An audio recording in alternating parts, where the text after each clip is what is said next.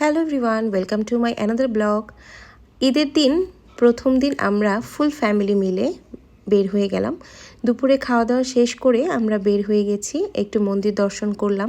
তারপর মন্দির দর্শন করে এসে বাইরে বের হয়েই ভাবলাম যে আমার ফেভারিট একটা জায়গায় যাই।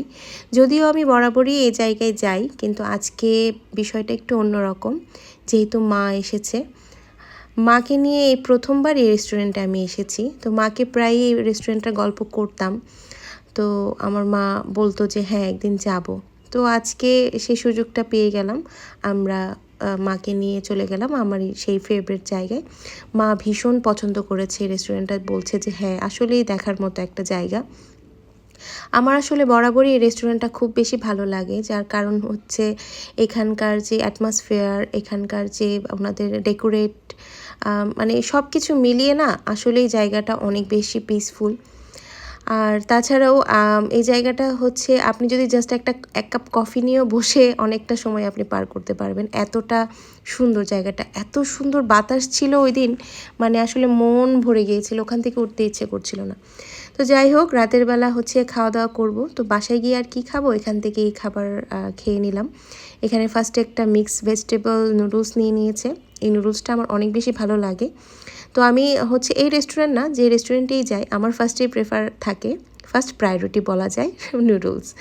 তো যাই হোক, এখানে একটা মজার বিষয় কি, ওনাদের এত কাস্টমার ছিল ওখানে, তো ওনারা ভুল করে আমাকে শুধু স্পুন দিয়ে গেছে, কিন্তু ওনারা ফর্ক বা কাঁটা চামচ আমাকে দেয়নি। তো আমার এত খিদে পেয়েছিল, আমি ওইটার চিন্তা না করেই একদম বড় স্পুন দিয়েই খাওয়া শুরু করেছি। তো ফাইনালি লাস্টে ওনারা আমাকে একটা কাঁটা চামচ এনে দেয়। তো এরপর হচ্ছে আমি কাঁটা চামচ দিয়ে আমার লাস্ট খাবারটা কমপ্লিট করি। এই জিনিসটা খুবই মজার একটা অভিজ্ঞতা ছিল আমার। তো যাই হোক, নুডলসটা উঠতে চাচ্ছিল না, তারপর আমি জোর করে উঠাচ্ছিলাম। আচ্ছা, জোকস আ পার্ট। তারপর হচ্ছে খাওয়া দাওয়া করছি। এর মধ্যে আমার হাজব্যান্ড আরও অনেকগুলো ডিশ অর্ডার করে দিয়েছিল, সবগুলি আসলে একটু ইউনিক স্টাইলের ছিল।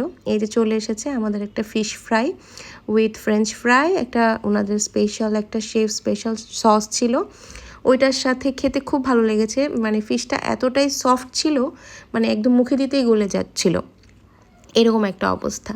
যাই হোক, একটা শেষ হতে না হতেই আবার আরেকটা ডিশ চলে এসেছে। আমাদের পেট তো পুরাই ফুল হয়ে গেছে। মা তো অনেক চিল্লাচিল্লি করছিল যে না, এতগুলা খাবার তো খাওয়া যাচ্ছে না, কিন্তু কি আর করার, আমার হাজব্যান্ডের হচ্ছে অল্প খাবার একদমই পোষায় না। সে নিজে কম খাবে, কিন্তু আমাদেরকে খাওয়াতে সে খুবই ভালোবাসে। আর এখানে তো সবচেয়ে বড় কথা হচ্ছে আজকে মা এসেছে, তো তার কথা হচ্ছে মাকে নিয়ে এসেছি, তাই অনেক কিছু অর্ডার করব। তো খাওয়া দাওয়া শেষ করলাম, করে তারপর হচ্ছে একটু রেস্টুরেন্টটা ঘুরে ঘুরে দেখছিলাম। এইখানে যেদিকে তাকাচ্ছি সবাই ফুল ফ্যামিলি নিয়ে এখানে এসে বসে খাচ্ছেন। খুব সুন্দর লাগছিল আসলে পরিবেশটা, আসলেই দেখার মতো। এটাকেই হয়তো বা ঈদ উদযাপন বলে। তো আমরাও মিলেমিশে সবার সাথে একাকার হয়ে গেলাম। তো এখানে কিছুক্ষণ দাঁড়িয়ে বাইরের দৃশ্য দেখে কিছু ফটোশ্যুট করে ছবি টবি তুলে আবার বাসায় চলে আসলাম। টাটা।